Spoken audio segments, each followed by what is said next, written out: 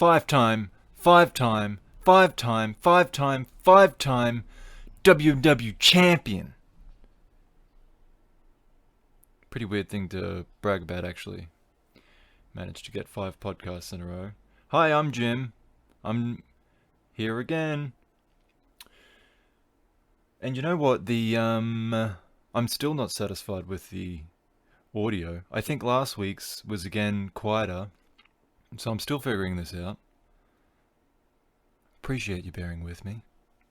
But we have a rather large amount of wrestling to get into. I don't know if there's any MMA on this one. I'm sure there probably is in there somewhere. But what we're going to start with is, of course, the end of the G1. And I'm going to mix it up a bit here. I'm not going to do it in order because that would be silly. We're going to get all of this G1 stuff done first because I feel like it's been an age since I watched a G1 match. So we begin, it was Friday night the 16th in Ryogoku, Sumo Hall, and it was the final night of the A block. So, well, we'll get this one out of the way first. So the C block was Yota Tsuji and Gabriel Kidd as a solid match. Yota wins with a Boston Crab. Backstage, Kidd's devastated, and Tsuji says he will let the fans judge if he has improved over the course of this tour. He points out that during this tour he has been Tanahashi's assistant, and he proposes that they team up for the World Tag League, which I would like to see. Anyway, A block. Going into this one, the final night, Kota Ibushi, Jay White, and Kazuchika Okada are all 6-2, all on 12 points, all in the running to win. And Ospreay also apparently has a chance as well. He's 5-3 on 10 points. Ospreay needs to beat Okada and hope Ibushi and White lose, but he's still lost to Ibushi, so I don't know how he can win. So I'm pretty sure the stats I got were right. Oh, I should mention probably, these aren't my rankings. We know by now I can't do them. I knew going in I can't do them. I've accepted that. I got these from elsewhere. And I cross-checked them, so I'm pretty sure they're correct. But again, I'm still the one cross-checking. I can't emphasize enough how poor I am at doing these points, these rankings. I always lose it. But on the show, on New Japan, they said Ospreay's got a chance. So I'm guessing they've done the math. Anyway, so Okada would definitely win if he beats Ospreay and the other two lose. But he needs that because he lost to both Jay White and Kota. Did Okada. Jay White has the advantage because he beat Okada and Kota, so Ibushi needs to win and hope that Jay loses if Ibushi is to win the block. The rest of the rankings, there's Taichi and Jeff Cobb, both 4-4 on 8 points. Takagi, Ishii, and Suzuki are all on 6 points at 3 wins and 5 losses. And Yujiro Takahashi is on 0 and 8 for the big donut. No points. Okay. So, our first match on the final card for the A block, 2020, Jeff Cobb versus Yujiro Takahashi. Pretty run-of-the-mill match until Yujiro decides to make his move. He shoves the referee into Cobb, who knocks him down. Yujiro grabs the pimp cane and cracks Cobb with it, Kelly remarking that it's the first time he's done so. Of course, English commentary live on all 3 of these last 3 big G1 shows, so I listened to English commentary for all of it. Yeah, Kelly said that's the first time he's used a weapon. And so that's cool. I mean, if nothing else, it was quick. Yujiro hit him, he chucked the cane away, and went straight back to wrestling, having the advantage. He hits an Olympic slam, he hits a Miami Shine, that can't keep Cobb down. But then he hits Pimp Juice, the DDT, and he pins Cobb. Yujiro picks up a win at the death. So the cheating paid off, but you know what? Given his good attitude and mostly good behavior during the tournament, it's still something of a feel-good moment. So, Cobb's disappointed backstage, but he doesn't make any excuses. Yujiro talks about how he thinks this win will really help his chances of entering the G1 next year. Can't hurt to actually pick up a win. Shingo Takagi versus Minoru Suzuki. Suzuki's on top for a lot of the match. The Gotch-style pile driver is counted into a DVD. Death Valley driver for the uninitiated. Suzuki rips on a Fujiwara armbar.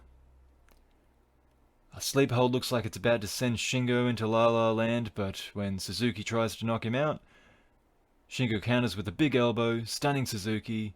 Last of the Dragon quickly follows, and that picks up the win for Shingo. This was a good match, but I feel like they're saving their best for the inevitable openweight title match that would follow this. Suzuki's a bit punch drunk. Backstage, he is asking who his next G1 opponent's going to be as he stumbles around. And Shingo is not satisfied with this victory, so I'm sure they're going to set... Well, I know now that they're going to set something up. Kazuchika Okada versus Will Ospreay. This is a really good match, and they don't wait around either. They get straight into it. It's all action from the first bell.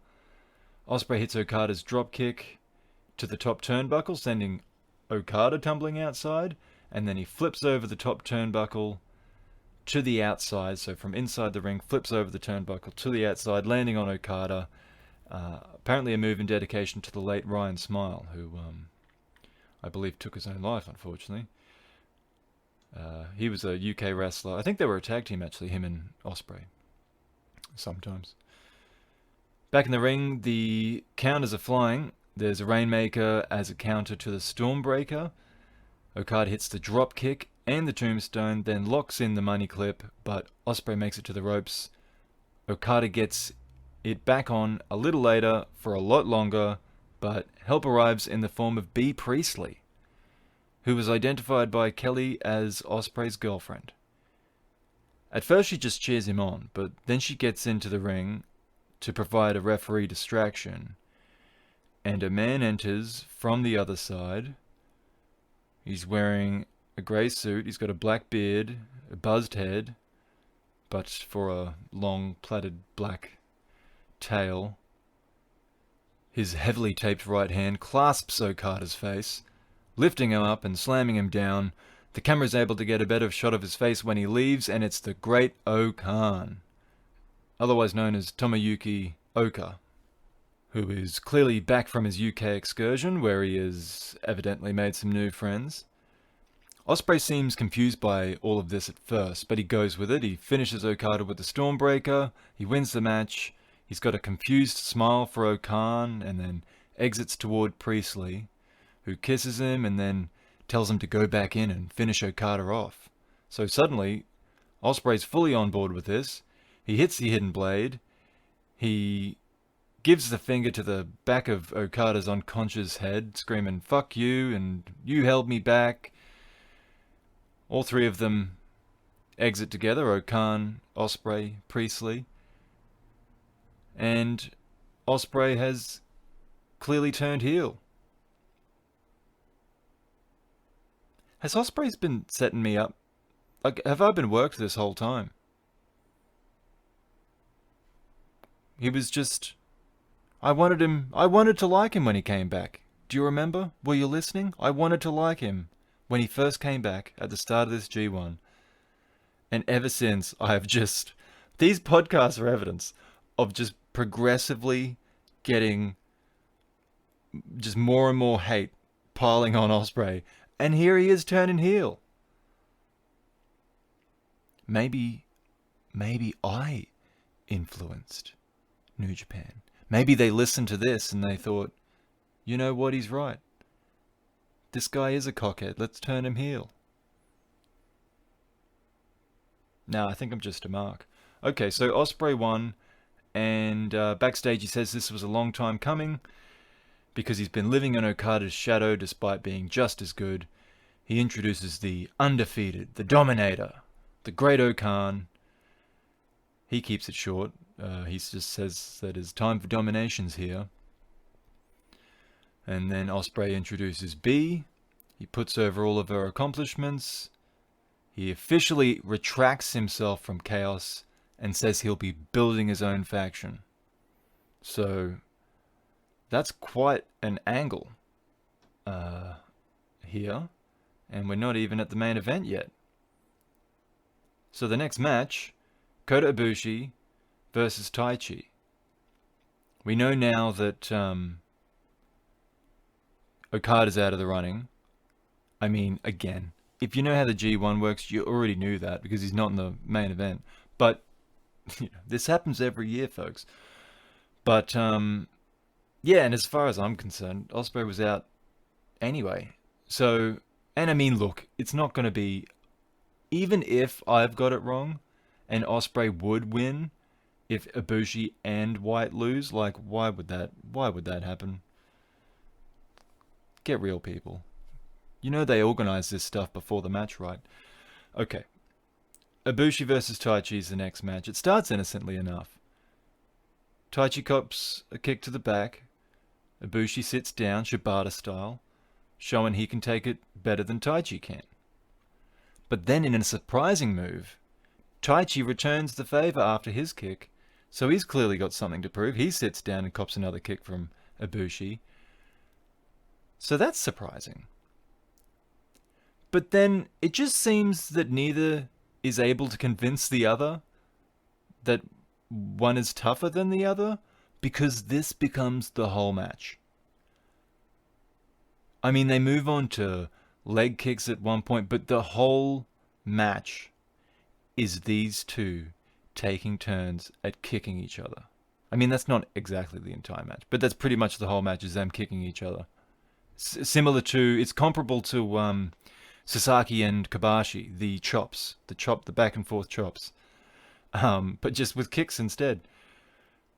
Ibushi tried to cut it short with a Kamigure, but Taichi dodges it, and the grueling battle continues until finally Taichi collapses after more kicks, and Ibushi makes it... Oh, he makes sure of it with an executioner's head kick first, but then he follows that with the Kamigure for good measure. Ibushi wins, keeps himself in the running for the final, and backstage Taichi is helped to the back. He lies down on the floor. He can't even tell what's hurting right now, is what he says. He thinks Ibushi is insane, and then he drags himself out. Ibushi says he'll watch the main event, and that will, of course, seal his G1 fate, and he helps out too. So that leaves it all up to the main event. Tomohiro Ishii versus Jay White. If Jay White wins, he wins the block, he goes to the final. If Ishii wins, Ibushi wins the block and goes to the final. So White does his usual time wasting or baiting, and eventually it works. And even as he attacks Ishii, Ishii asks for more. So Ishii has his own way of baiting Jay. And Jay begins to target the knee of Ishii, and thus begins some of the best selling you're going to see in wrestling, by the way, from Ishii. This is a masterclass. Jay's reverse figure four leg lock, which he originally called the TTO, Tanahashi Tap Out. Well, then I think he changed it, though. He would just call it like whoever he tapped it out with, like Naito Tap Out or whatever. But yeah, he locks that onto Ishii, and he's got it in for a long time. Ishii's really hurting, but Ishii eventually makes it to the ropes. Ishii counters a Blade Runner with a Dragon Screw, and then it looked like he was going for a Kiwi Crusher for added insult, but he hurts his knee. So Ishii targets the knee of White, but every move of his own reminds him that his knee is busted. There's a knee bar from Ishii, which has White in trouble, so he pulls down the referee. Gato makes his way into the ring. Ishii intercepts him, and then after a three-way scuffle, Ishii comes out on top, removing Gato, hitting a German suplex and a sliding lariat on White. Gato provides another distraction though, and White reverses the momentum with a low blow. A very attractive regalplex from White goes close to a victory, but Ishii headbutts his way out of a follow-up. A couple of sleeper suplexes, and then a Blade Runner attempt, countered into a brainbuster, countered back, and countered again, and finally Ishii drops White into a stunner that lands. Gato runs back in as Ishii slaps at his knee, but gets dropped straight away. White gets the same lariat treatment, but then Ishii gets him up for the brainbuster. The crowd gasp, it lands, the crowd can't believe it. Ishii makes the cover and wins the match. Jay just lies there, flat, twitching a little bit, his eyes glazed over. This was an incredible match. Ishii's selling of the knee is as good as it gets. The result, of course, means Ibushi wins A block. He advances to the G1 final for a record-breaking third time in a row. But what a match this was. One of the best of the tournament.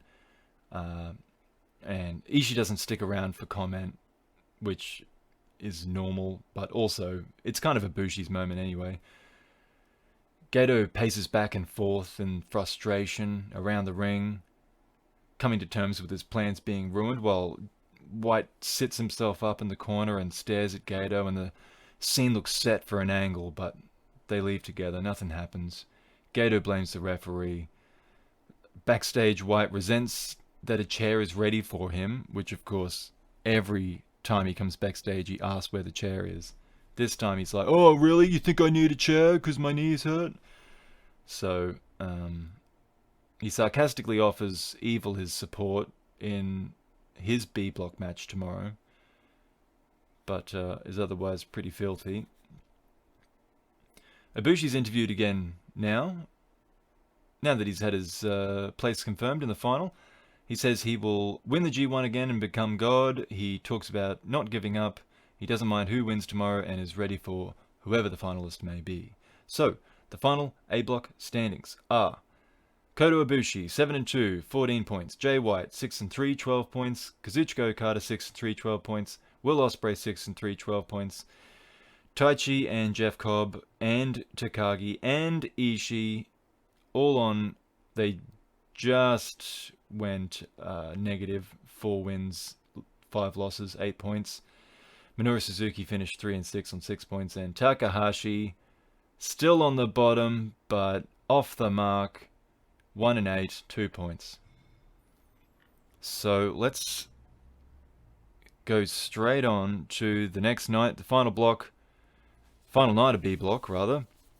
Again, of course, in Ryogoku, the final C block match was Gabriel Kidd versus Yuya Uemura. There's an intense stare down before the bell. Rocky says Finley's trophy for the winner has not yet arrived, which is the height of unprofessionalism.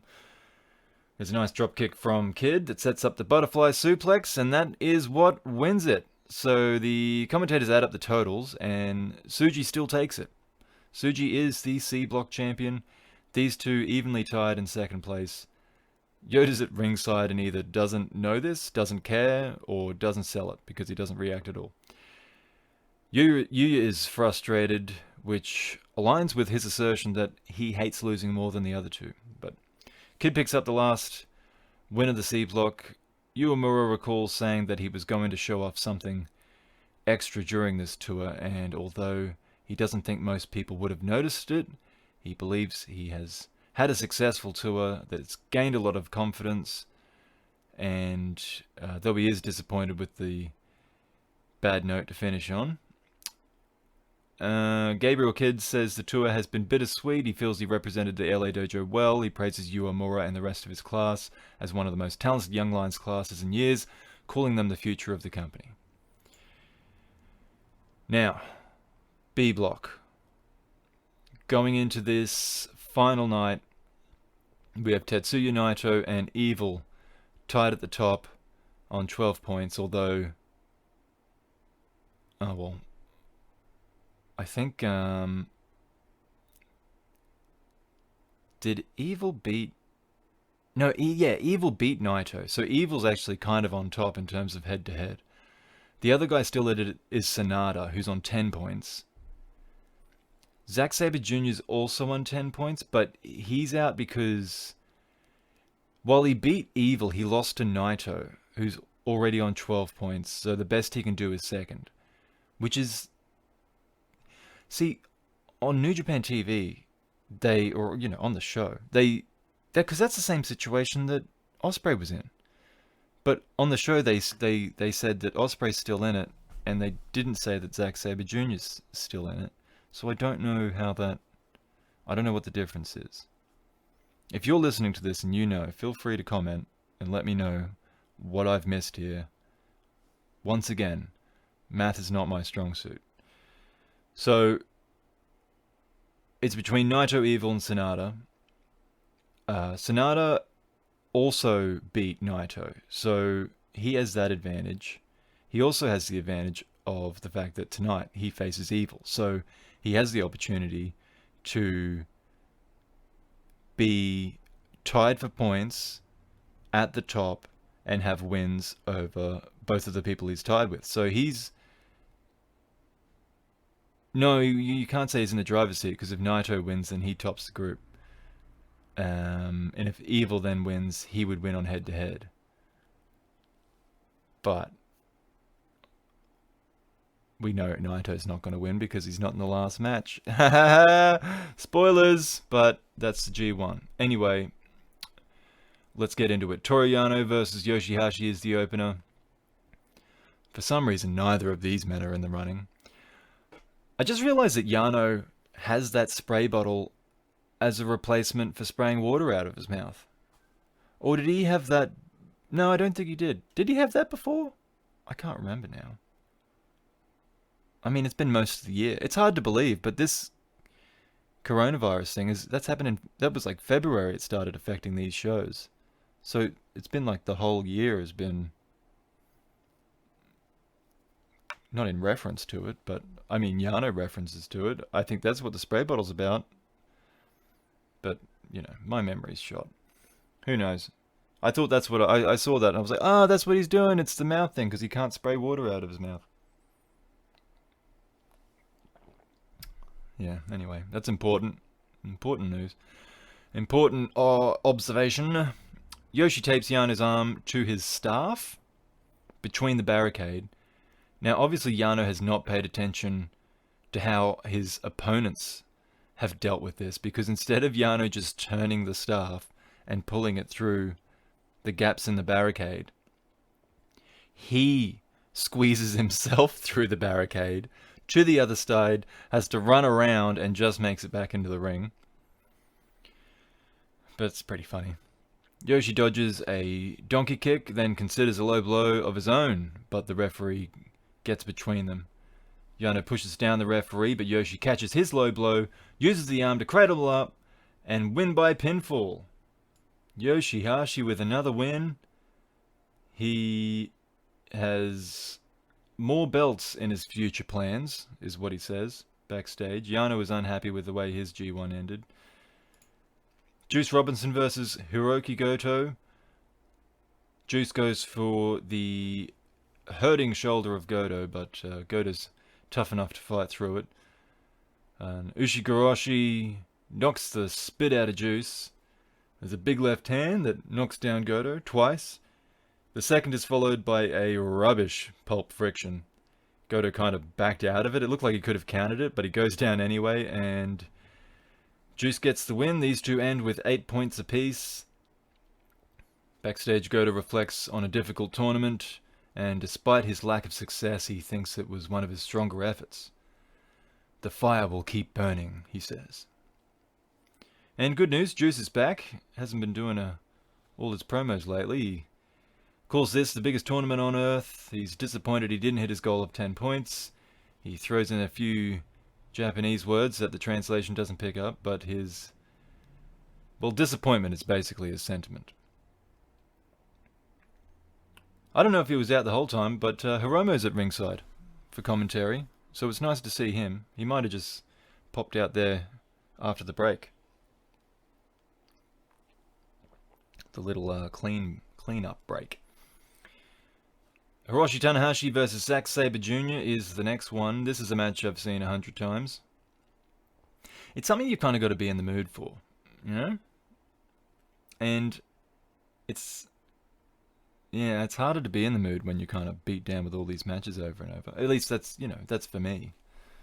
Because this in a vacuum, I would often very much appreciate, but... basic notes here.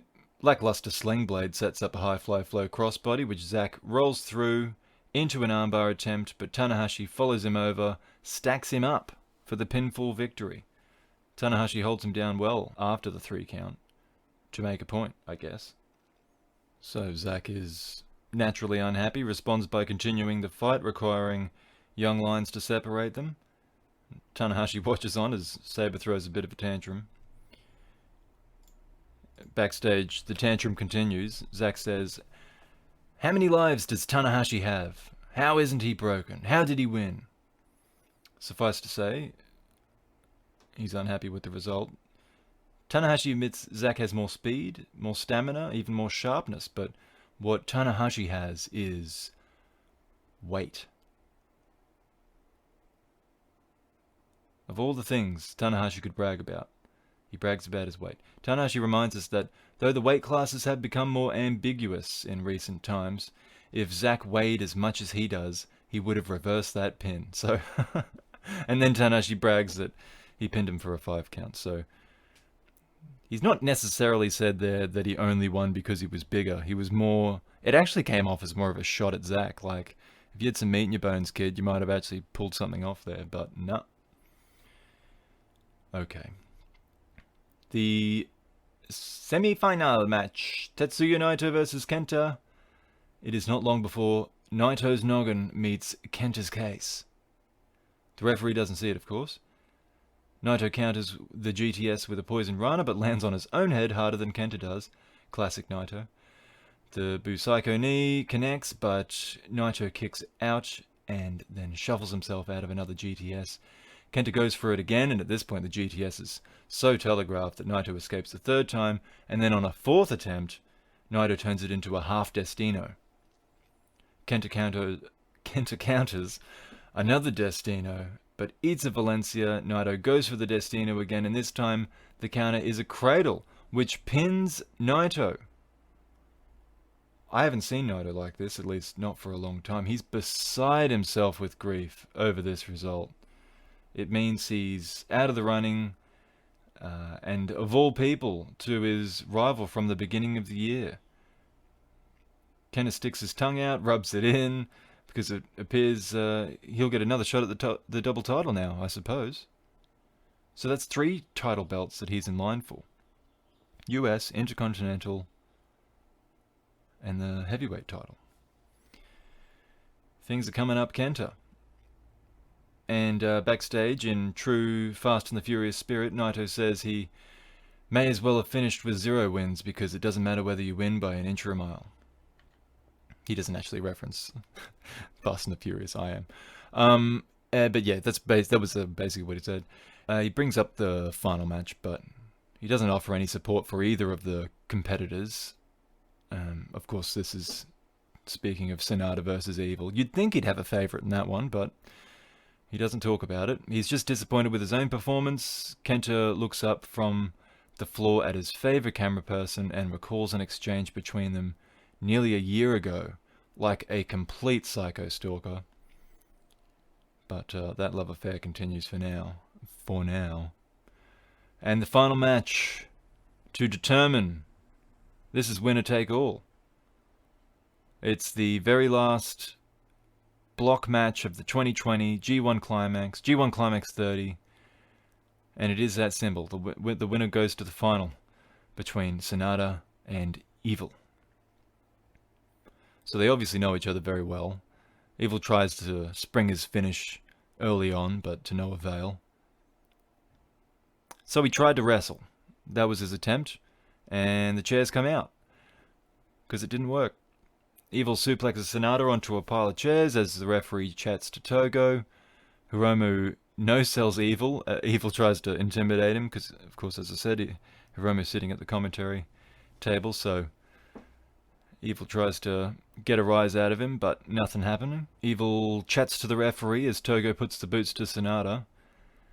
At least I'm assuming Evil did the referee that courtesy.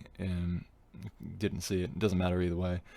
Sonata gets him back by slapping on the Paradise Lock. He gets it on Togo. Evil embarrassingly runs into the same hold.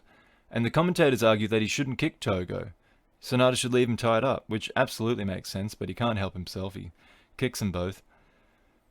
Sonata locks in the skull end and Evil fades, but the subsequent moonsault misses at the 15-minute mark. You know, I heard something interesting about the skull end that changes things a little.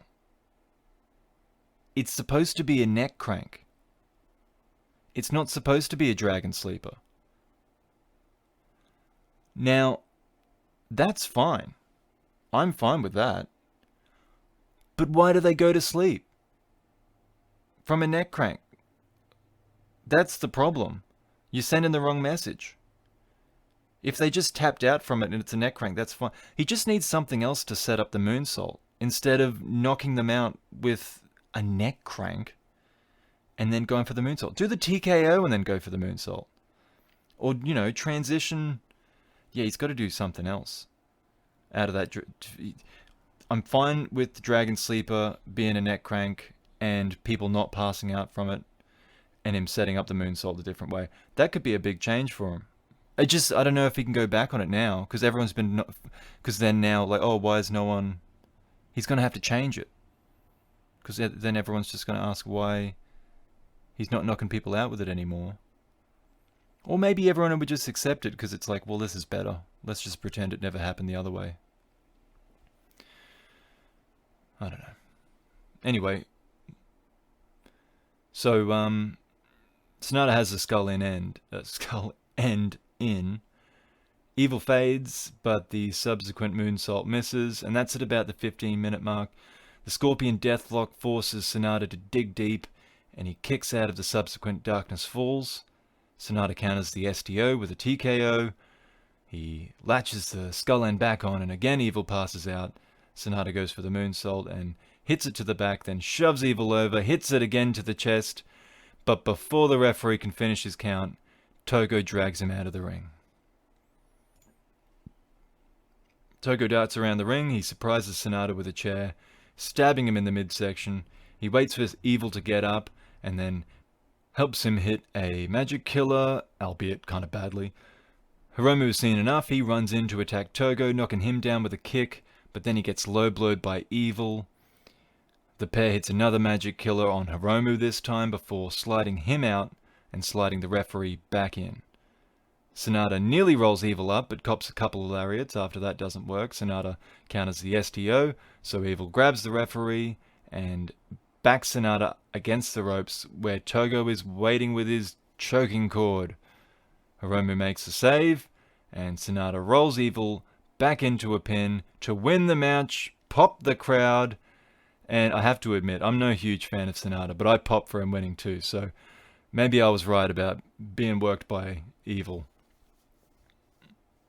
The announcer confirms the results, and Sonata has a little wink to the camera as he confirms that Sonata's going through to the final, and Kevin Kelly astutely points out how handsome the final will be between Sonata and Ibushi, and I couldn't agree more. So, Sonata takes the mic. The fans already have their lights up before Sonata begins talking. He motions to have the lights turned down. He thanks all the fans. He says tomorrow he etches his name in G1 Climax history. And backstage he says he will become the hope of the pro wrestling world. So the final B block standings are Sonata 6-3, 12 points, ahead of Naito and Evil, also 6-3 on 12 points, but he beat them both. Zack Sabre Jr. and Kenta had 10 points, going positive at 5-4. Hiroki Goto and Hiroshi Tanahashi and Juice Robinson go slightly negative, 8 points, 4-5. Toru Yano on 6 points, and Yoshihashi, second last overall, second place in my heart. No, he's first. He went 2-7, he's got 4 points. Overall, of course, I mean he beat Yujiro, so quite a feat. Now, let's find the final. Here it is. G1 Climax 30, the finals. Ryogoku Kokujikan.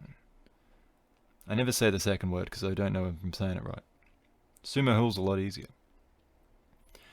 We had really just a bunch of matches and then the final, but we'll go through them.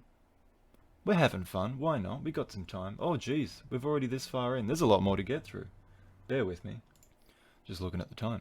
Yano Yoshi, Ishii, and Goto versus Dookie, Despy, Zack Sabre Jr., and Taichi. Chaos versus Suzuki-gun.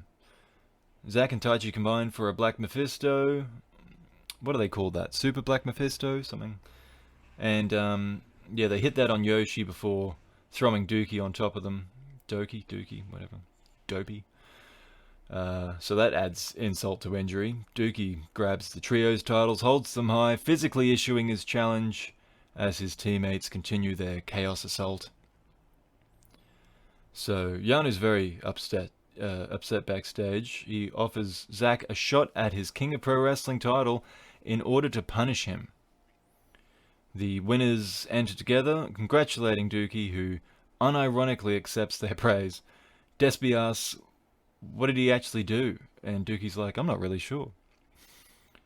Ishii is nearby and they get into a fight in the hall. Dookie hits Ishii with to his knee with a pipe. Of course, Ishii's knee being sore from his last match before this one. Taichi says that he will finish Ishii. They walk back to the press area and Dookie's just full of confidence. He says, Yoshi is terrible for losing to someone that hasn't wrestled for a month. Despy points out that Yoshi beat Sonata. So Taichi, he does the math. He's like, shouldn't that mean that Dookie's in the final? Having beaten the guy that beat a finalist? But I'm pretty sure Taichi's joking. That doesn't stop Dookie ranting on about how he will beat Yoshi for his title. Taichi comments that Dookie barely had anything to do with the win at all. Despy asks him again, what did you actually do in the match? And Dookie once again responds, I'm not really sure. Taichi still backs him up, says they will take the tag titles, the trios titles rather, with Dookie.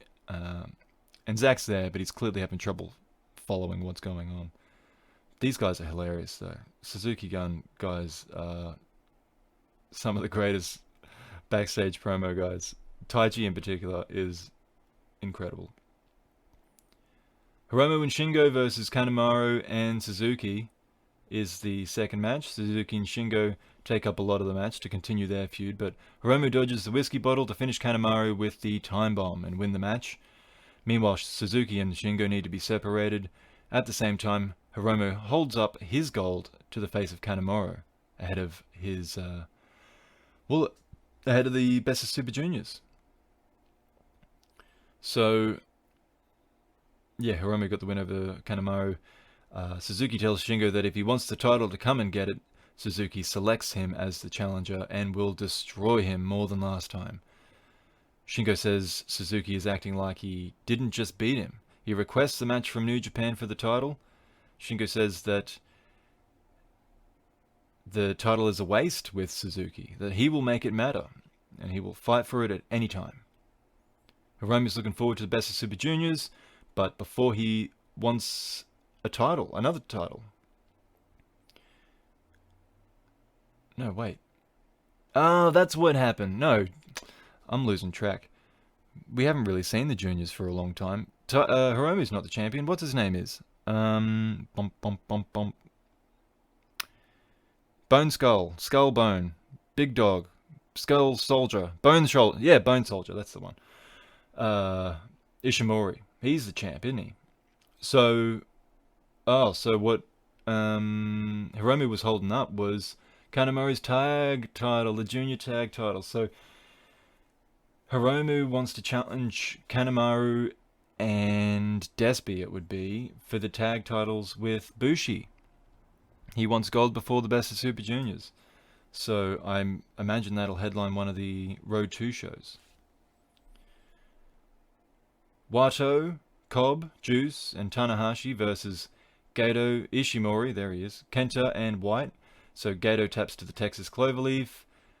Tanahashi appears to challenge Kenta. He challenges John Tenta for his US, the briefcase, the contract. If I did a poor job of saying that, I might try again. So Tanahashi challenging Kenta for the US title contract. Backstage, Ishimori addresses the fight at the top of Bullet Club. He's confused by the squabble, wants everyone to get along, but has enjoyed Kenta's promos. And then he asks who the fat one is, and that poor guy's got to obviously raises his hand because Ishimori's like, oh yeah, it's you. Oh, you are fat. Oh jeez, poor guy. Hope he's got a lot of self-confidence because he needed it going into this G1. White hugs the woman that brings him chairs and then tells her to go away. He admits it was not the J1 after all, and blames Red Shoes and New Japan, then talks about going after a title. Kenta sees his least favourite fatty and blames him for the loss. Another camera actually shows the guy.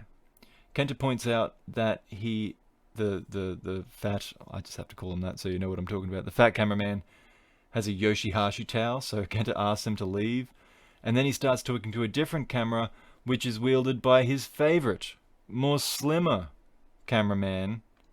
He tells the cameraman he loves him, he asks for reciprocation, which happens. The cameraman says, I love you back, what's that, Aishimasu?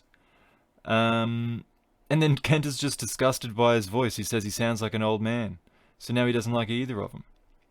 But he says that together they've put on a good show that the fans have appreciated, so he, I don't know, gives them that at least. Wato is pumped up for the Best of Super Juniors. He says he's coming after Ishimori's title. Tenzan backs him up, then Tenzan says he hopes he can be in the tag league, but he's not sure if he is in it or not yet.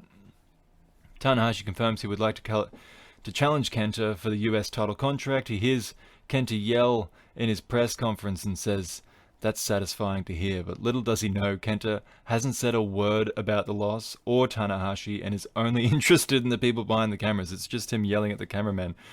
But this actually was interesting because I'd always wondered how the press area worked backstage. So now I know they've obviously got two press areas, presumably for heels and baby faces. And oddly, again, everyone in this match spoke except Juice.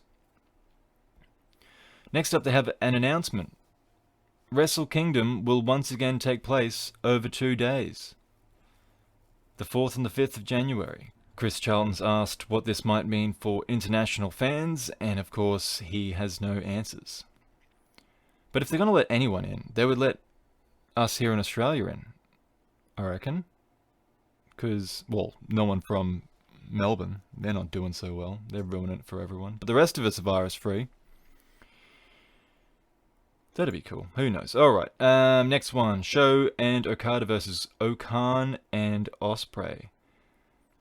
They changed, I noticed they changed Okan's name. It's, because before it was O''Kharn. I don't know if that was... No, I don't think it was translation error because I'm pretty sure that's how it was spelled in Rev Pro. But now it's just, it's O-Khan, Okan. Just a bit simplified, I guess. Anyway, Okan comes out to Ospreay's music in a fancy red and gold Chinese robe, and from his gold hat hangs a towel covering his face with a question mark over it. I saw someone reference to this. It's a traditional Chinese outfit. They continually reference Genghis Khan throughout the match, so obviously that's his gimmick. It's something to do with that. Ospreay's tweaked his look as well, though. He's gotten rid of all the feathers and fur and the extra bullshit on his coat, so it's a simpler, cleaner look, and it looks a lot better, I think. Bea Priestley walks out with him in her ring gear with the SWA title over her shoulder. Okada doesn't wait to take his gear off. He runs straight at Ospreay, begins the match. Ospreay makes show, tap with a figure 4 leg lock though at the end, and Priestley involved herself with a dragon screw on the apron that set that finish up. Meanwhile, Okan slams Okada the same way he did the night before. He's not a small guy, but he's not a real big guy, that Okan. I guess there's not really anyone that much bigger than Okada, though. He might struggle to do that move to Cobb, but yeah, it's kind of a big man move. The idea that you can pick someone up by their face is definitely a big man move. So I was just thinking if he should maybe have if you can do, you want to finish that you can do to everyone, but no, it looks pretty good. And Khan's kind of reminded me of Evil, actually. But the way he's dressed up makes him a bit of a cross between Goto and Evil, who already looks similar. Or kind of us, similar body shape, similar style. Goto, good and evil. Goto, no, there's nothing there. Okay, Ospreay says Okada has to go through Khan before he will accept his challenge. And then he dubs his new group the Empire. There you go. So I guess we'll have to see if anyone else is looking to join the Empire. I'm sure they got more than just the three of them. Priestley, I don't think is going to be there all the time because she's with Stardom. So I imagine they would run shows on similar nights. Or, I don't think she's going to be there all the time. Next match, Bushi and Naito versus Yujiro and Evil. Evil makes Bushi tap out with the Scorpion Deathlock and then doesn't release it until Naito makes him. Togo chokes Naito from behind and Evil hits Everything is Evil to leave him laying. Naito says to everyone that beat him in the G1 they have the right to challenge for his titles.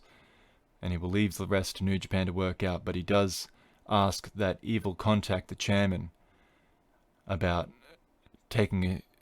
getting a shot, or being given a shot at the title. So, roundabout way of saying he wants to fight Evil. And Evil definitely wants to make that challenge. Now, before the main event, Masahiro Chono comes out. Unfortunately, we can't hear his theme song because it's, for the licensing reasons. And maybe also because it might offend some new viewers. The way it starts. But he says the final will be great, but the world has been struggling with the pandemic. He praises New Japan for showing courage and a way forward. Thank you, Chono. G1 Climax 30 Final. Sonata versus Kota Ibushi. Ibushi has his left leg bandaged up, of course, from the brutal Tai Chi match, but it takes Sonata 10 odd minutes to figure out that he should make use of it. Ibushi runs under a dropkick and Sonata's arm lands down on his head. It didn't look that bad, but Ibushi rolls out of the ring and holds his head and he's got a concerned look on his face. Maybe that's real. Maybe he thought it might have looked like it was worth selling, but it was an error either way, and he's reacting strongly to blows to the head from that point. Sonata does his pescado and the jump over the top rope and elbows Ibushi in the head again. They both miss top turnbuckle dives, but Sonata lands on his feet. They start throwing elbows, and Sonata goes low to the leg, gets to the skull end, but Ibushi fights out. Ibushi counters the springboard dropkick into a powerbomb, but collapses, unable to capitalize. Sonata goes to the leg again to counter the Kamigoye. TKO doesn't land right. That's the second kind of main botch in this match. Ibushi goes for the skull end, which is the quickest way to get yourself skull ended. And that's what happens, with the body lock included, or body triangle. Ibushi goes to sleep, but Red Shoes lets it continue, of course. And see, now that's Red Shoes. The same referee that calls off every Okada match without checking for the arm a second time. Red Shoes just over and over again will check this arm, but because it's Sonata, no one goes out. It's a Red Shoes robbery. He's caught red-shoed. He's been caught red-footed. Anyway. Sonata misses the moonsault. Ibushi hits the Bomaye. Sonata counters the Kamigoye into a pop-up TKO. He goes for the moonsault again and hits it to the back. Goes up again, but Ibushi gets his knees up. The crowd aren't super hot for this, by the way. They go back to the skull end counters.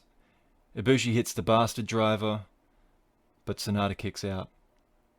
The Kamigoye is countered into the backslide, and then another pin, and then another. The Japanese leg roll clutch goes as close to a pinfall as pins go, and the crowd buy that one. There's a flying knee from Ibushi. The Kamigoye hits, but Sonata kicks out, only for Ibushi to hit the Kamigoye again and win it there. It was a good match, but I mean, it was kind of just the match you'd expect between them, except they did all their moves and kicked out of a finish or two. But it was good. So, Ibushi is your G1 Climax 30 winner. He recognizes that with this win he joins Chono and Tenzan as G1 winners twice in a row. He says he will soon be the IWGP Heavyweight Champion. Backstage, he is still really pushing this catchphrase. He's been saying it all. I'll read it out here because he's been saying this over and over. I won't run away. I won't lose. I won't quit. I won't betray you. That's his deal. There you go. Jay White interrupts the press conference. He grabs a chair. He sits down. Kota gives him a bottle of Zima and then gives him an aggressive cheers and then takes a big swig in a way you know he's done 1,000 times before. So I bet Ibushi parties hard.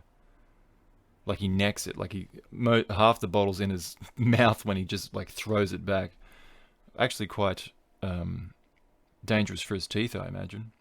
Because I think that's a glass bottle.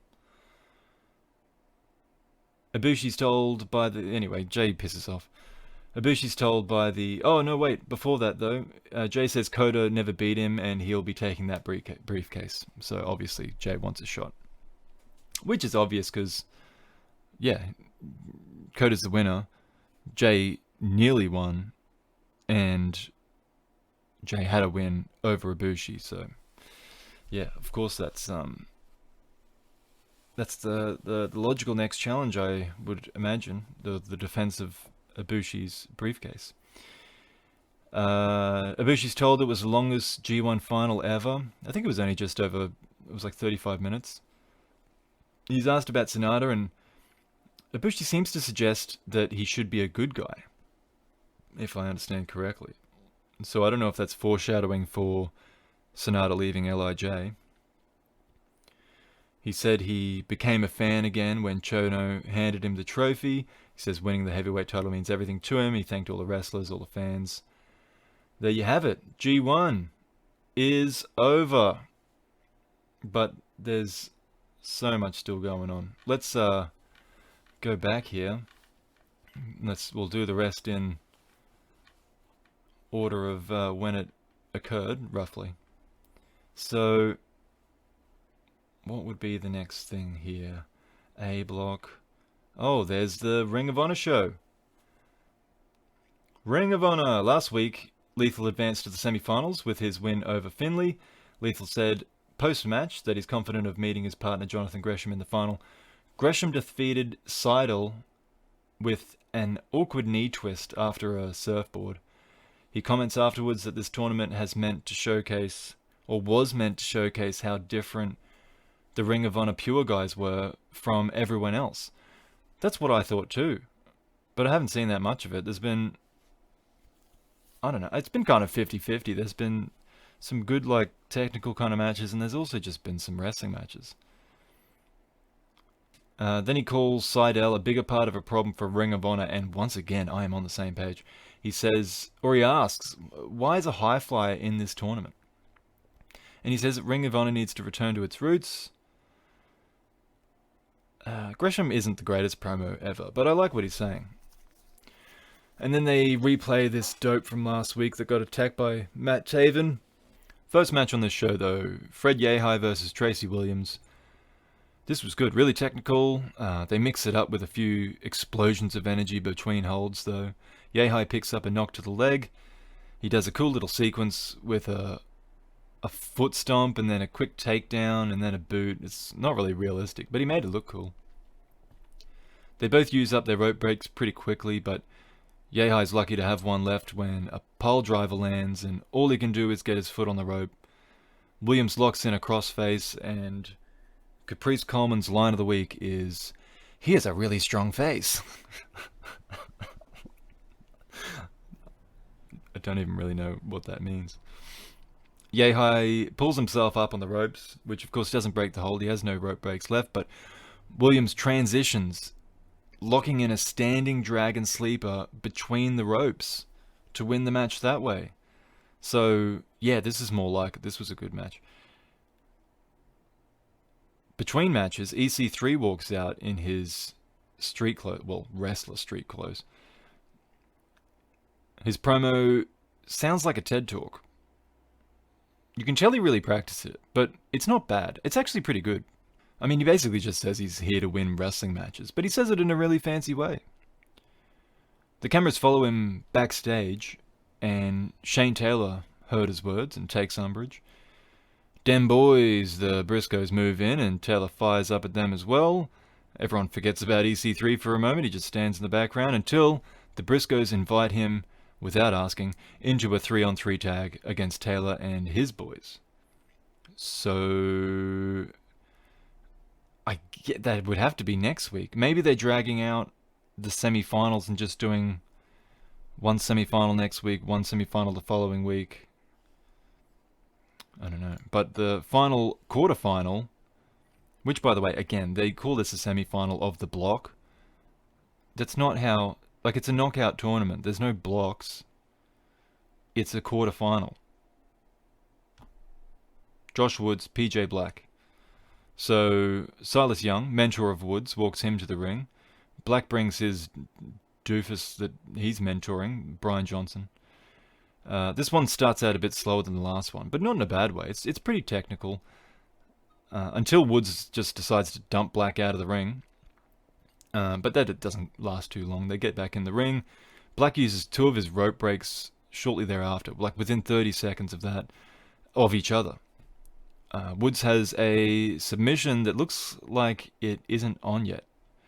Like he's crossing Black's legs in like, almost like a figure 4 kind of hold, but he just kind of holds him there. Fortunately, he decides to switch to an arm with the more classical kind of holds. Until then, he tries to hook an arm around his leg or something ridiculous like that and loses it. I think because he's supposed to be a shooter, I think he'd be a lot better if he just stuck to the basics. And then once again, Woods has a heel hook, but then instead of just finishing that, he goes for this inverted figure 4, which I guess is his wrestling finish. And in fairness, that ends up winning him the match by submission. And he does that one. He does it better that time. But, I mean, I don't know. I remember seeing this in his first match as well, and it looked like rubbish against Kenny King. But it looked fine here at the finish, at least.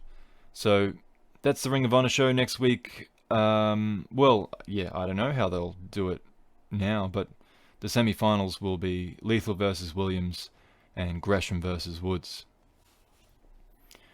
Oh, we didn't get away for long, did we? More New Japan. Here's the Strong show. So they're now... this is now the Never Tour. So the way they... like the Never font is the same as the Never, open weight titles. But they don't really... The only explanation we get for the theme or like the direction of the tour is that it's to do with junior heavyweights competing with heavyweights.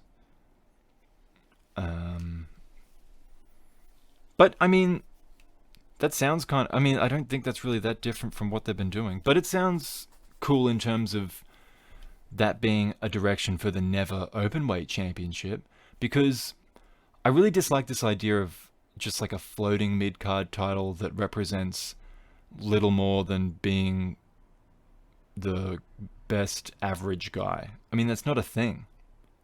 Championships should be at the top of divisions, and the wrestlers should be divided for a reason. So, weight class is an obvious reason.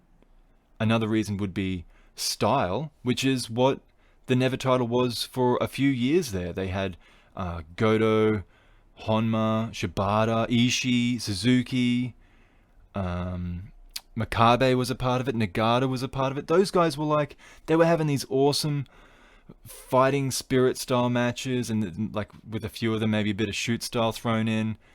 And so that title at that time, it didn't necessarily represent the best wrestler, but it definitely could have represented the toughest wrestler. And that's a division. That's that's something to prove. That's someone may want to prove themselves the toughest wrestler, and in order to do that, they enter that division, and in order to prove that, they win that championship. That's a division. That's a championship. That's what it should be. So, and I mean, I would love for it to still be that, but I don't think they really have the bodies to make that work currently with guys in that style. Like Shingo would work, and of course Ishii's still there, Suzuki's still there for the time being. Although he's not looking like slowing down. He was one of the best guys in the G1. But, yeah. I mean, look, if this is the direction, the open weight means juniors versus heavyweights, I think this can work too. Because New Japan's historically been pretty steadfast in keeping juniors and heavyweights separate. So the Never title could be a useful bridge for juniors that want to move up. Now, I would like the idea that they just promote the juniors on par with the heavyweights as, as like the UFC or boxing would do, but that's just not how they do things. So I think as openweight champion,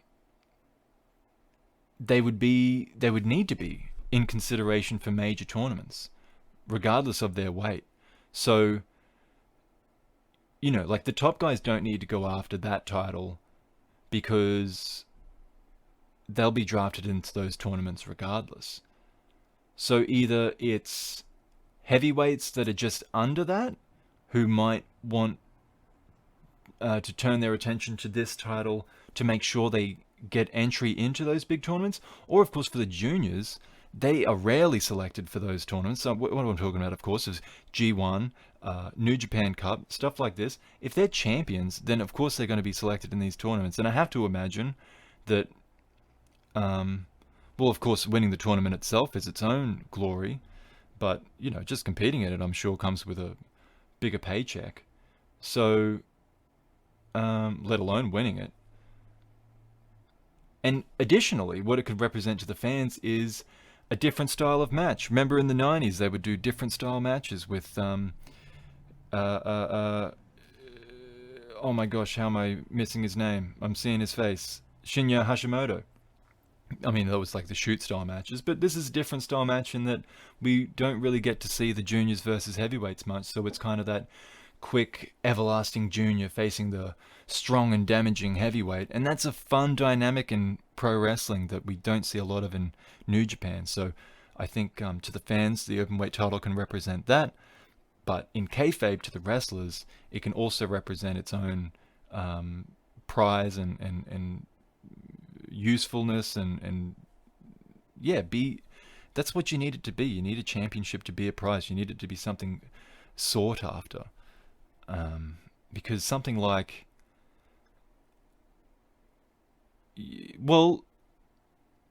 like mid-card titles in WWE, for example, they're just kind of there as a prop to give a reason for a feud.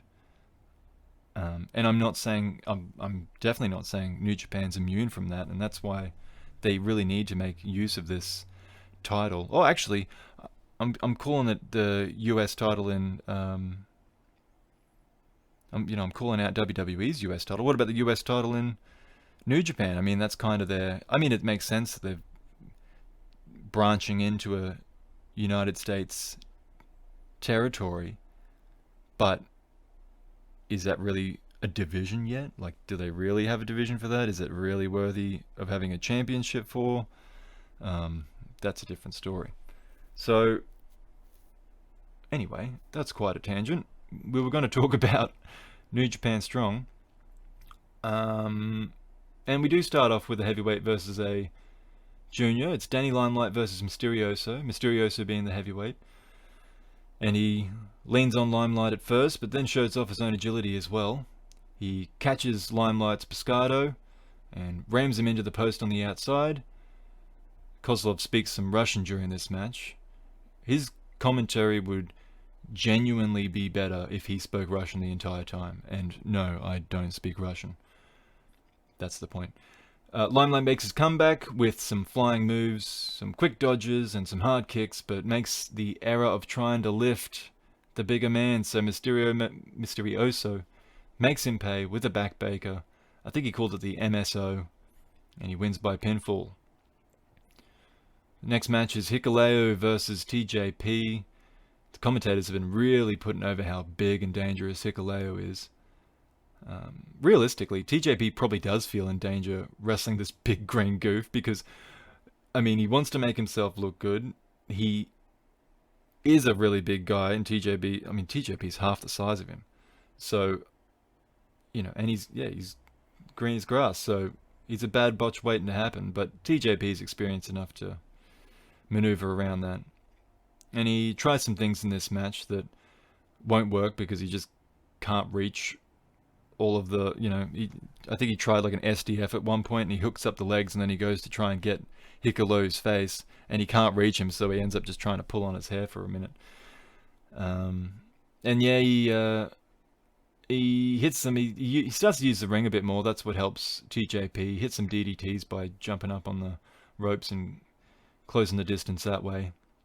Hikuleo eventually strings together a comeback that was pretty much brought about by just being too big for TJP rather than him really doing anything to shift the momentum. But he wins it with his finisher, the Gunslinger, which I've said before, we'll say again, looks terrible. I would have just given him like a Uranage or something. I don't know why he has to do this spinning bullshit. He keeps his promo short, that's good. We also had Alex Zane versus PJ Black. And this is just a couple medium-sized guys. And they decide to do an interpretive dance together that happens to occur in a wrestling ring. I hated this. This is one of the fakest, danciest matches I've seen for a while. Kozlov calls a sunset flip innovative. It's just adding to the match.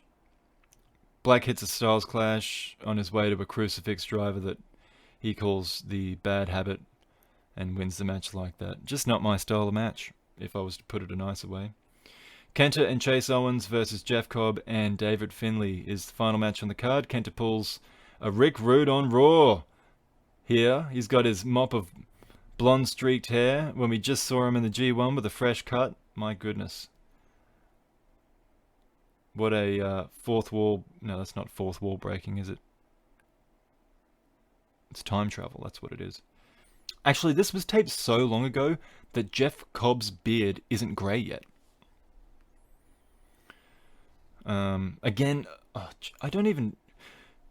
Kozlov suffers greatly from just explaining everything he sees, which is what everyone else can see as well, rather than adding to the picture with what a move might mean, or what it takes to complete, or what it takes out of you, or some kind of relatable comparison.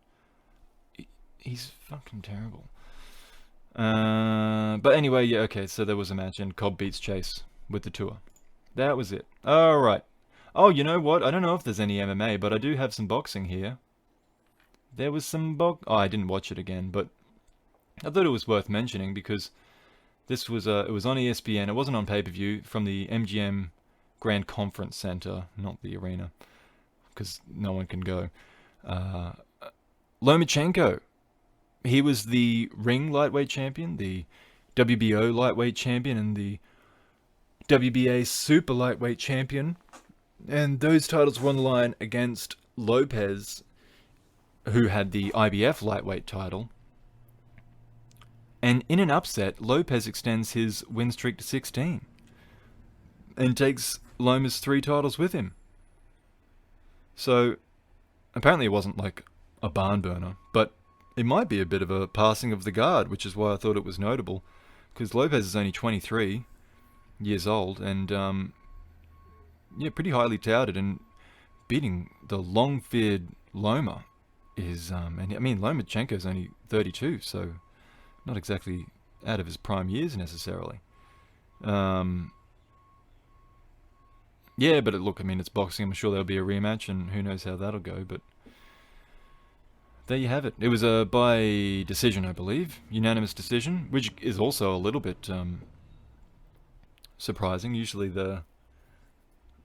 boxing's a little bit shady, some might say, for judges' decisions seeming to go the way of who might make more money for the promotion. But yeah, that was that one. Let's move ahead again. Oh no, there was a UFC. Well, let's stick with the real stuff then, huh? Fight Island 6 on ESPN Plus. We had at welterweight Claudio Silva versus James Krause. Krause was on a 6-fight win streak before he took a fight at middleweight earlier this year, but his return to welterweight was successful with a unanimous decision over Silva. He admits an inside leg kick really damaged his knee, and his fitness is not where he wanted it to be. He also hates the island, especially the sleep schedule, and wants to get off it. And might I add, what a handsome fella Krause is. Light heavyweight, Jimmy Crute, Aussie boy, versus Modestas Bukauskas, who could be Australian as well and just from Melbourne. Crute, I don't think he is though. Crute cracks him 3 times in a row in the first couple of minutes, absolutely demolishing Bukauskas. By the way, I mentioned Melbourne earlier for their COVID thing. That's nothing. That's not a COVID reference. That's a European expat in Melbourne reference. If you've never been to Melbourne, I'm sure Bukauskas has family in Melbourne. Just put it that way. Right hand dropped him. So the right hand of Crute dropped Bukauskas, and then a right uppercut when he rose back up, and then that set up a left hook that finished it. So yeah, like I said, just demolished this guy. Crute jumped out of the cage, got some words of encouragement from Dana White at ringside. Crute tells DC that he nearly walked off after the first punch, but he's glad he didn't.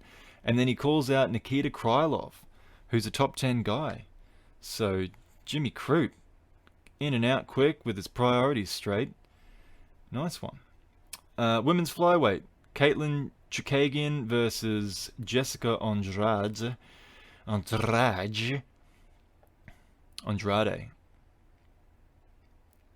It's spelled the same way as Andrade, but it's Andrade.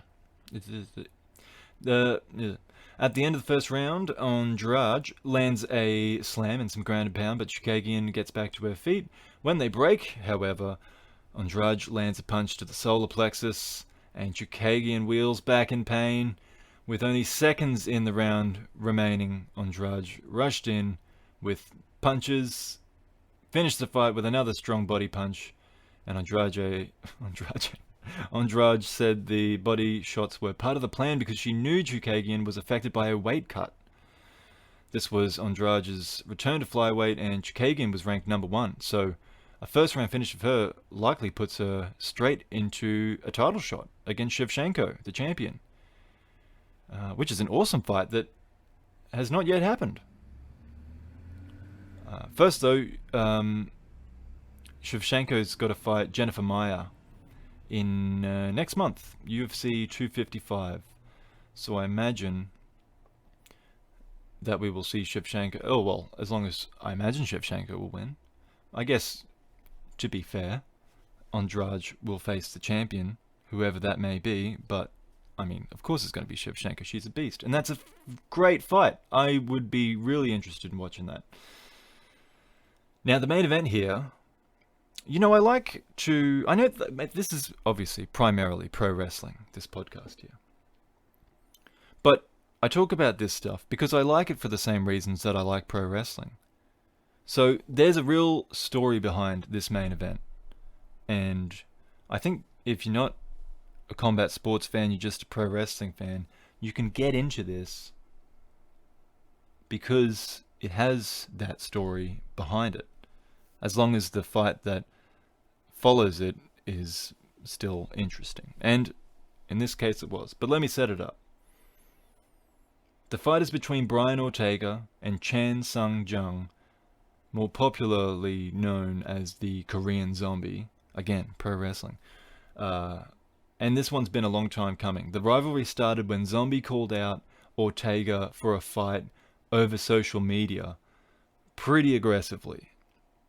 And this was after Ortega lost his title shot to Holloway in what was a brutal fight. Ortega took a lot of punishment. Ortega's unhappy with the call out and he accepted the fight. He went to Korea to start promoting it. Zombie shook his hand and apologized for the posts, which Ortega accepted. As part of the promotion, they did a square off, and there was a cute moment that Ortega kind of does the thing where he pretends he's looking for something in his pockets, and out of his top pocket he pulls out a little finger heart, which is like a nice Korean gesture, apparently. I'm sure popular amongst teenage girls or something. It's just like your index finger and your thumb crossed together and it makes a little heart. He pulls that out of his top pocket and Zombie bursts out laughing. They both laugh. It's a nice moment.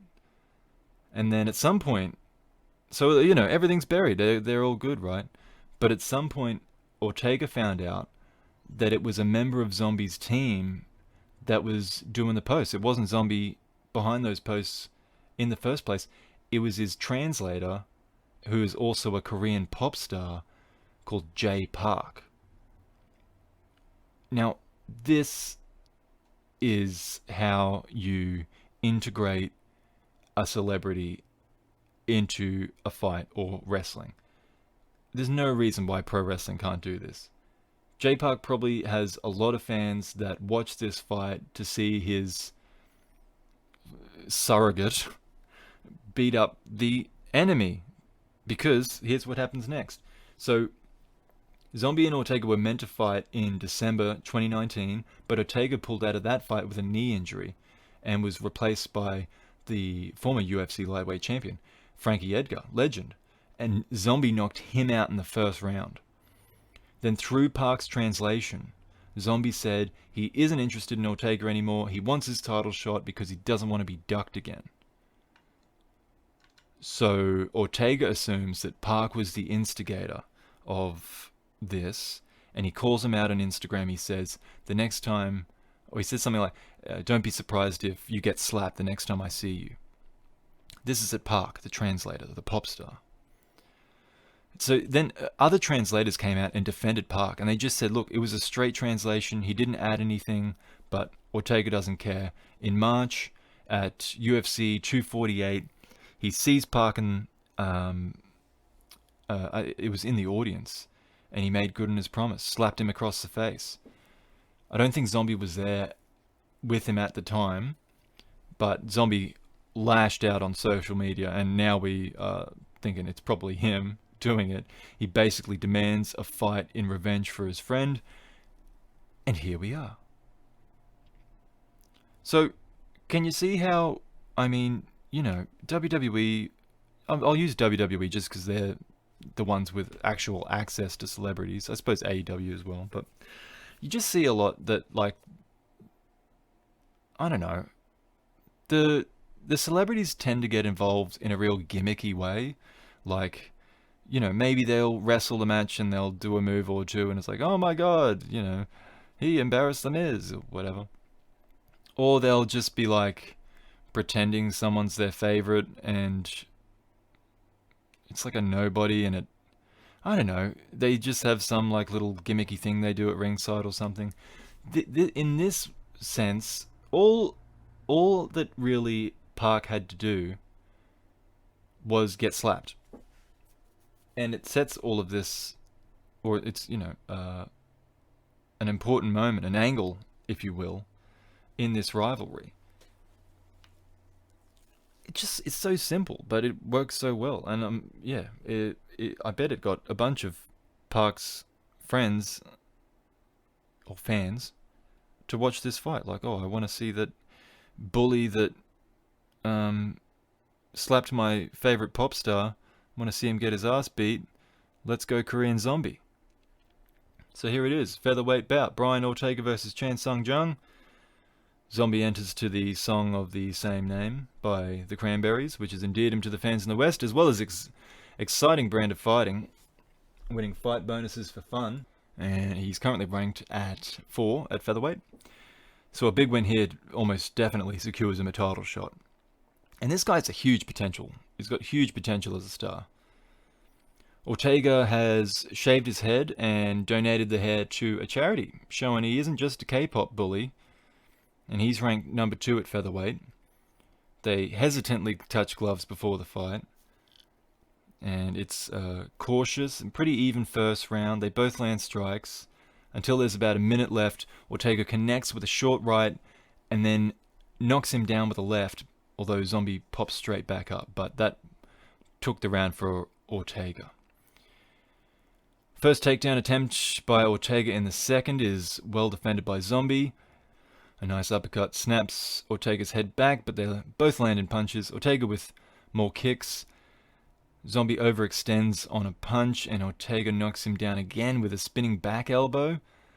They scrap back and forth before Ortega earns a takedown. He doesn't have much time to do much with it, but it's another clear round for Ortega due to the knockdown. The threat of the takedown is proving a useful tool for Ortega.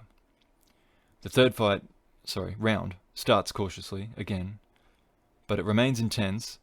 Both guys could finish the fight within an instant. Neither would back down from a firefight. A single leg attempt is not completed, but Ortega lands a couple of good punches as a result of it anyway. Zombie comes forward more aggressively in the fourth round, likely knowing he probably needs to finish at this stage to win. Big left hands for Ortega, but Zombie, true to his moniker, doesn't react. Another takedown takes Zombie to the fence, and a big punch at the end of it opens up the left eye. Another big punch lands, and the referee stops it for the doctor to take a look, but he gives the okay. The round continues. A replay shows the cut happened before the punch, so it actually may have been a clash of heads. Zombie offers little in return. It's going into the fifth without any doubt that he needs a finish to win the match. Zombie does come forward, but it's Ortega's jab that's landing most, and the external blood flow from the eye is increasing on Zombie. DC raises the interesting idea that Zombie might need the crowd to spur him on, in contrast to a Justin Gaethje, who DC thinks was better and more composed without the fans. Like, the fans got him too excited and it ruined him. He's saying Zombie maybe needs the fans to get him psyched up, because he isn't really going for it, but he's also just being controlled. Like, this is a great performance from Ortega. And yeah, the fight basically ends the way it started. So it was really good, but a bit anticlimactic. But they hug and they show respect to each other after the fight. The decision's obvious, but it's made official. Ortega thanks the fans that stuck with him, but to those that counted him out, he says, "Learn to count, motherfuckers." Not a bad line. He tries to walk off, but DC still has that wrestling with him, and he hooks him back in. He tried to just walk off with that line. No. Get back here. So Ortega says that he wanted to reinvent himself for this comeback. DC says White has already given him the title shot against Volkanovski. Just made it on the spot. And Ortega doesn't flinch. He's happy to take it. At the press conference, which was a bit lackluster because only Andrade and Ortega showed up, but Ortega says Volk is very methodical, but he will brush up on him before their fight, and he's another guy that's not a big fan of the island. He believes he'll face Zombie again in the future. He says he studied Zombie and the fight went exactly to plan. He said he plays Call of Duty to 5 a.m. anyway, so fighting at this time suits him fine. He says another fight with Holloway would look very different. He's a different fighter. And he's certain that he's going to grow back his hair, despite the benefits of having it short. Okay, we're nearly at 1.5 hours here.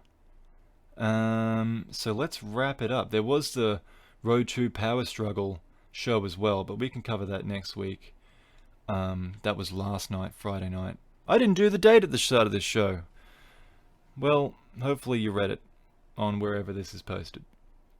But for the rest of the week, W-E-A-K, week, Leon Edwards has been removed from the UFC rankings for inactivity because he's reported to have turned down fights with Woodley, Usman, Covington, Neal, and Chimaev, which is like, except for Chimaev, like Neal, well, Neal's a bit further down, but Woodley, Usman, Covington, that's like the top three. So I don't know what his deal is. And maybe this is another case of Dana White smearing a fighter, and we are only hearing the promoter's side of the story, but I don't know. People are turning on him pretty quick. We had the Power Struggle card announced for the 7th of November, 2 weeks from today. So Naito vs. Evil will headline the Power Struggle for both titles. Ibushi will defend his Wrestle Kingdom briefcase against Jay White. Kenta defends the US briefcase against Tanahashi. Okan faces Okada. And for the Never title, Suzuki defends against Shingo. And there's, I guess, the openers, Zack Sabre Jr. Oh, right. Zack Sabre Jr. and Yano for the King of Pro Wrestling title. So, title in every match. Wow, what a card. There you go. Now, I heard something about Omega as well. Kenny Omega may or may not have turned heel. But whatever they're doing, sounds like they're doing something, so I checked it out. I found a clip of it. Justin Roberts reads off a long list of accomplishments, some very real, some in wrestling, some just ridiculous. A couple of pretty ladies come out dancing with brooms, in reference to his cleaner character from New Japan. He faces Sonny Kiss in what was apparently some kind of a tournament match, and he just hits a flying knee straight away, one wing angel, bang, wins the match. And just while he's sitting there hooked in the pin, he's just got this bored look on his face, staring into space, like it was all just too easy. Which it should be. I mean, Omega should be, that should be an easy match for Sonny Kiss, with all respect. But I think the way he went about it was probably pretty heelish. And then I didn't really see much else of it. But I know Omega works well as a heel. He's a good, smarmy, kind of dorky, easy to get annoyed by kind of guy. So, yeah, that might be interesting. Will I follow it? Maybe, loosely. Yeah. Oh, and before we go, this is exciting. GLEAT. No, not GLEAT. It's GLEAT. G-L-E-A-T. This is a new promotion in Japan.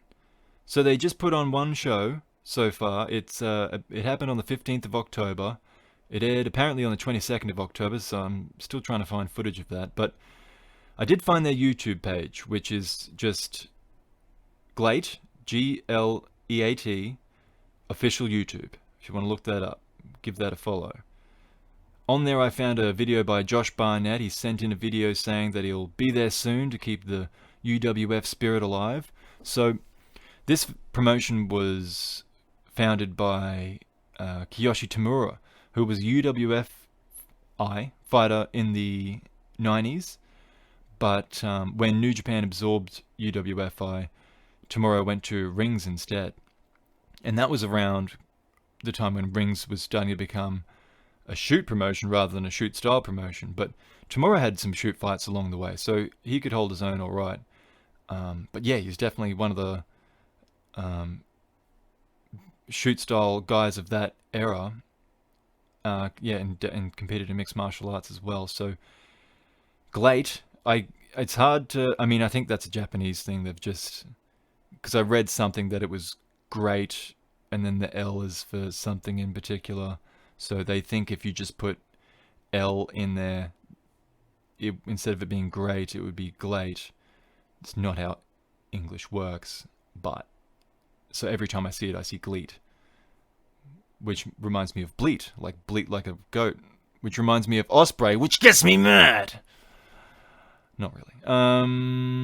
But Glate. It'll take a while to get used to that name. But yeah, it's supposed to be a shoot style promotion, so that's my deal. Keeping a keen eye out for what they're doing. They have Ricky Choshu on board as well, so he might be the head booker. That might be cool. And now, I didn't get to see anything, but I've got their debut card here. They had Kaz Hayashi beating Nasawa. In UWF rules, is what it's called. Masakatsu Funaki, the founder of UWFI. Founder of Pancrase. But also very much shoot style guy, right? He was a part of the original. Was it the original UWF or maybe the second UWF? And he was a part of Pro Wrestling Gumi Fujiwara.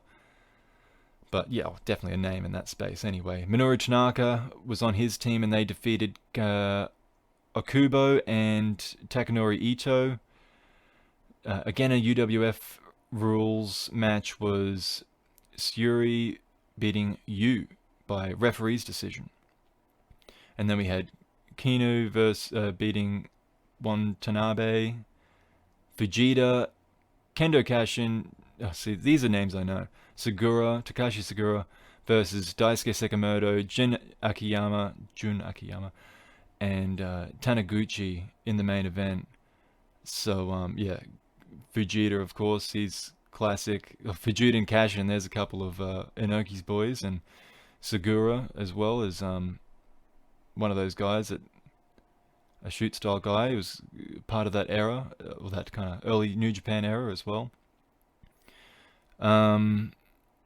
But yes, so I probably got some of those names wrong because I'm not familiar with all of them except kind of the older guys that I know. But the reports I did read were that the only shoot style matches were the ones that were UWF rules, and the rest were just kind of standard pro wrestling. But it was a well-received a well-received card, and I'm really looking forward to what they do next. But I've got to wrap it up there. And I'm sure I don't think I missed anything except for that Power Struggle card, but there'll be more to get into next week. Until then, have a good one.